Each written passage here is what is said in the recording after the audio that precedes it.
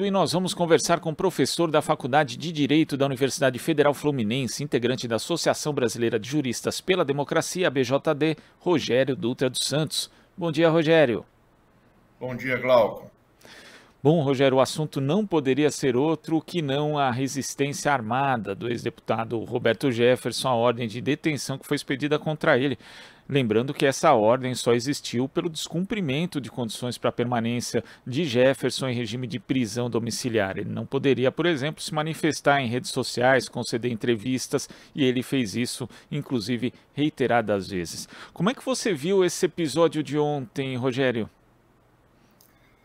Olha, Glauco, há alguns meses nós já alertávamos, né, eu e outros cientistas políticos, para o fato que o Bolsonaro não ia se sujeitar ao processo eleitoral sem criar algum tumulto, né? Ele criou aí essa comissão de militares para verificar a idoneidade das urnas, o que é um absurdo em si, não é? O processo eleitoral nunca foi questionado e é reconhecido no mundo todo como um processo eleitoral absolutamente regular e limpo, não é? E a tecnologia das urnas brasileiras é uma tecnologia exportada para outros países do mundo. E nós imaginávamos também que, diante da iminência da derrota, o Bolsonaro poderia criar algum tipo de quartelado, algum tipo de tumulto para impedir que as eleições acontecessem. Então, não é nenhuma surpresa, dado esses alertas que nós vínhamos dando há alguns meses, que um aliado direto do Bolsonaro, né, um integrante informal do comitê de campanha do Bolsonaro, o ex-deputado Roberto Jefferson, né, condenado em prisão domiciliar, cumprindo pena, tenha feito esse tipo de movimento, um movimento que também é um movimento criminoso, não é?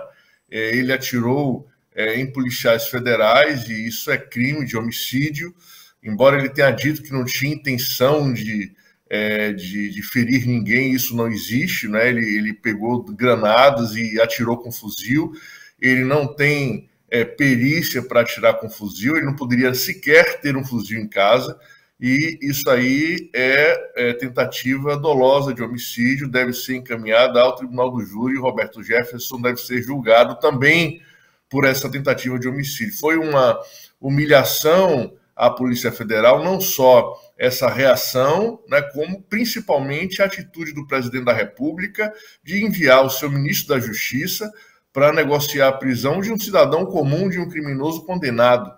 Isso rebaixa o Ministério da Justiça e, ao final da noite de ontem, a Polícia Federal enviou um agente que negociou a rendição do Roberto Jefferson, rindo com ele, mesmo diante do sangue de policiais federais que foram atingidos por esse criminoso. Então, a situação que deveria ser, segundo os cálculos do Bolsonaro e dos seus asseclas, uma situação que provocaria um tumulto a seu favor, acabou se transformando numa situação lamentável de um crime comum realizado por um sujeito desesperado, né, à beira da morte, porque o Roberto Jefferson ele está mortalmente doente, se eu não me engano, com câncer. Então, o sujeito que não tem nada a perder, fazendo esse papel de atingir mais uma vez a democracia brasileira, ou tentar atingir a democracia brasileira, o que só comprova que a prisão dele por crimes contra o Estado Democrático de Direito foi absolutamente correta,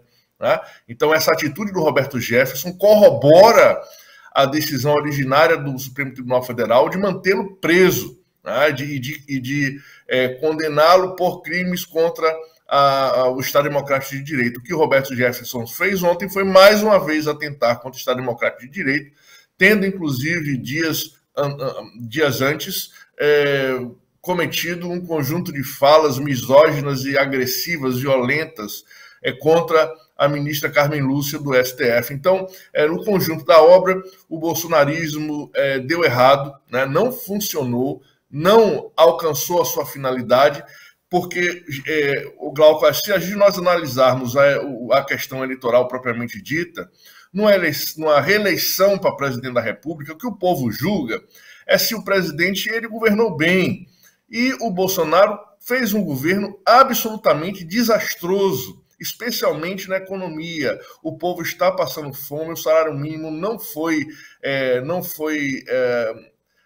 reformado para cima da inflação. Tá? Nós temos aí uma situação de desemprego endêmico no país, e isso tudo pode ser colocado e será colocado na conta do presidente da República.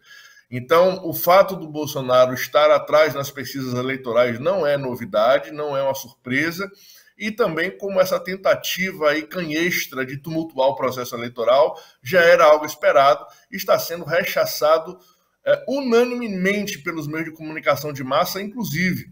Então, eu acredito que esse tiro saiu pela culatra, é algo que é muito semelhante ao que aconteceu, inclusive, quando os militares estavam em vias de sair do poder no final de 1980, e houve um atentado num show do Rio Centro, vários artistas comemoravam o final da ditadura e alguns militares resolveram colocar uma bomba que estourou no colo deles.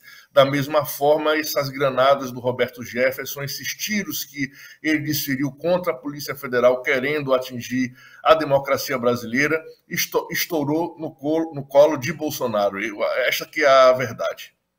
Isso é tão verdade também, Rogério, quando a gente observa o que aconteceu nas redes sociais, né? Inclusive observa aqui o comportamento de alguns trolls bolsonaristas que aparecem aqui nos canais do YouTube, da TVT e da Rádio Brasil Atual, e o discurso ele não tem muito sentido, né? Porque eles queriam aproveitar esse episódio e alguns tentaram aproveitar no início ali como mais uma possibilidade de mostrar que Roberto Jefferson era um mártir da liberdade de expressão, só que Roberto Jefferson atirou em policiais, né? E isso fere também aquilo que a base bolsonarista acredita, né? Porque boa parte dessa base defende violência policial na prática, né? Inclusive propuseram excludente de ilicitude, e quando você vê policiais sendo atingidos naquela condição ali por um aliado de Bolsonaro, né?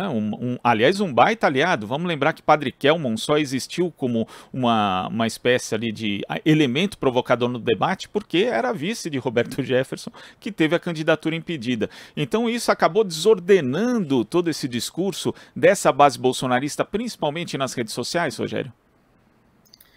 Com certeza, Glauco. A gente percebe claramente que essa tentativa aí de fazer uma fake news gigantesca contra a democracia foi um tiro pela culatra. O Roberto Jefferson, de fato, é um aliado de primeira hora do Bolsonaro, como foi um aliado até a última hora do ex-presidente Fernando Collor de Mello, não é, que sofreu impeachment por corrupção e foi o responsável pelo sequestro da poupança de milhares e milhares de brasileiros no final dos anos 80. O Roberto Jefferson tem uma trajetória política marcada pela ignomínia, né? Inclusive, foi o Roberto Jefferson que denunciou o suposto mensalão, que colocou, por exemplo, o ex-ministro José Dirceu na prisão. Então, o Roberto Jefferson ele tem uma ficha corrida de mentiras e de tentativas de destruição da institucionalidade brasileira. E esse atentado contra a Polícia Federal é um recado, inclusive para os policiais, que o objetivo do bolsonarismo não é colocar os policiais em primeira ordem. O objetivo do bolsonarismo é criar um estado de terror, e a polícia sofre também com o estado de terror, porque ninguém é seguro numa situação como essa, nem mesmo os policiais. Vocês percebam o que aconteceu ontem, não é?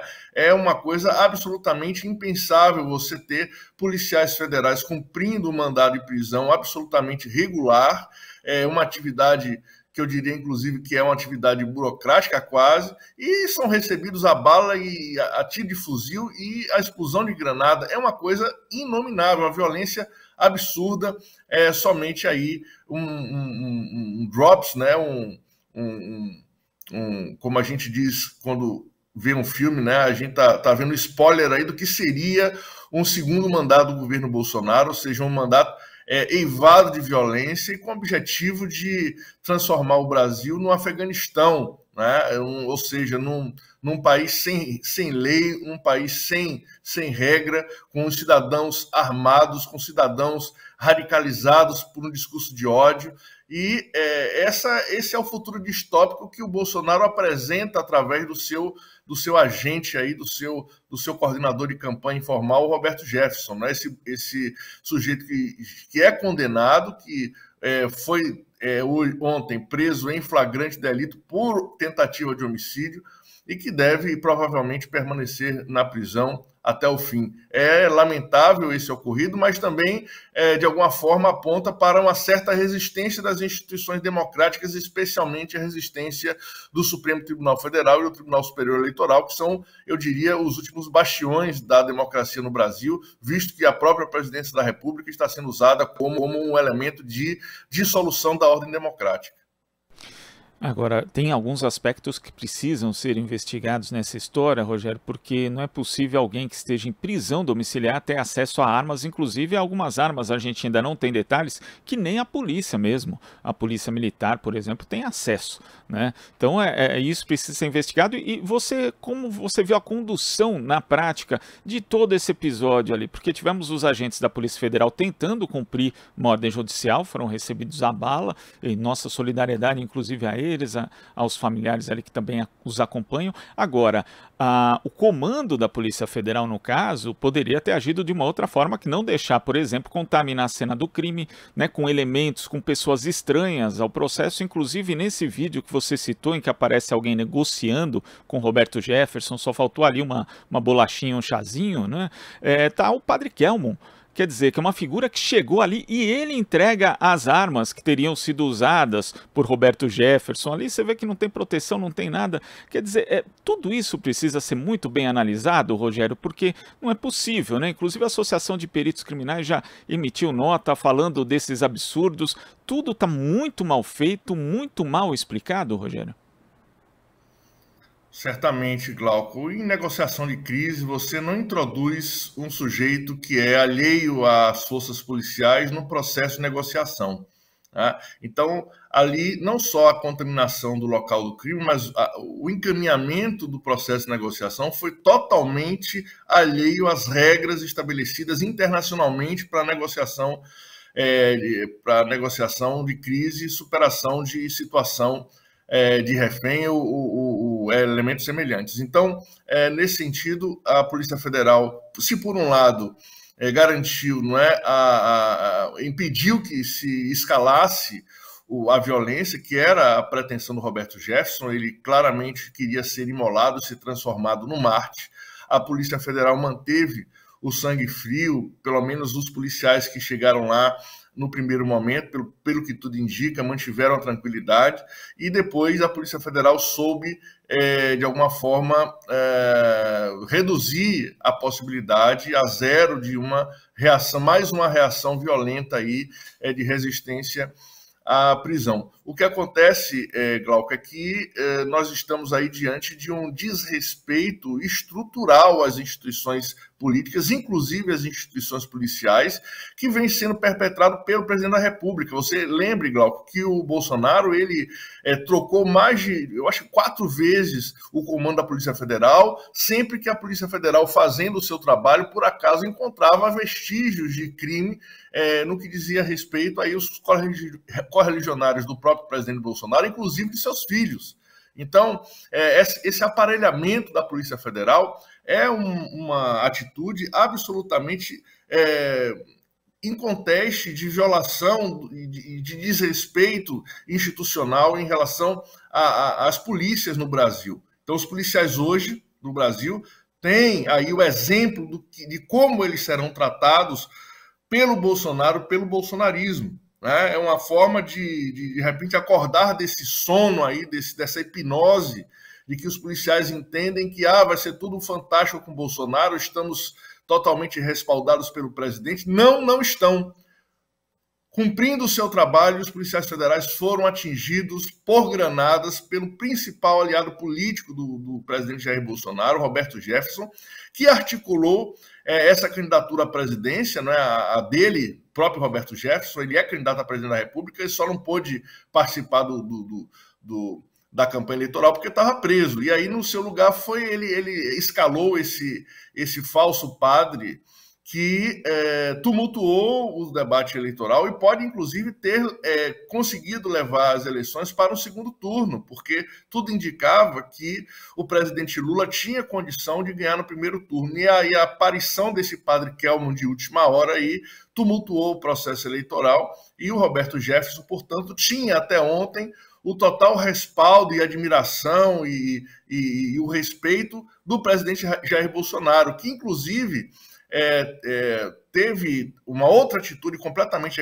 equivocada e politicamente de assédio às instituições políticas, que foi mandar o ministro da Justiça resolver um problema claramente de um criminoso comum. Roberto Jefferson não tem imunidade parlamentar, ele é ex-deputado, ou seja, ele é um cidadão comum, e o ministro da Justiça não tem que ver com um cidadão comum sendo numa situação de prisão domiciliar ou sofrendo um mandado de prisão. Né? Esse fato, inclusive, Glauco, se você me permite, só demonstra o processo de seleção que o sistema repressivo estabelece. Se fosse um homem negro naquela posição de Roberto Jefferson, atirando contra a Polícia Federal, hoje ele provavelmente estaria morto. Né? Talvez essa tenha sido a intenção originária do Roberto Jefferson, como eu disse, que está numa atitude kamikaze. Mas eu acredito que as instituições foram maiores do que as intenções criminosas do Roberto Jefferson e das intenções de tumultuar o processo eleitoral do presidente Bolsonaro. As instituições reagiram de alguma forma a contento, porque, afinal de contas, essa violência não escalou, não terminou numa tragédia maior, com a eventual morte dos policiais e nem com a morte do condenado aí, Roberto Jefferson. Então, eu acredito que esse caso todo, ele reverte fortemente contra a campanha do Bolsonaro nessa última semana. Essa foi a bala de prata do Bolsonaro, o tiro saiu pela culatra e provavelmente a resposta contra essa ignomínia institucional provocada ontem pelo aliado principal do Jair Bolsonaro vai refletir nas urnas, Glauco. Rogério, muito obrigado pela sua participação aqui no Jornal Brasil Atual de hoje. Até a próxima. Até, Glauco. Um abraço. Abraço. Conversamos aqui com o professor da Faculdade de Direito da Universidade Federal Fluminense, integrante da Associação Brasileira de Juristas pela Democracia, BJD, Rogério Dutra dos Santos. Estamos apresentando Jornal Brasil Atual. As notícias que os outros não dão.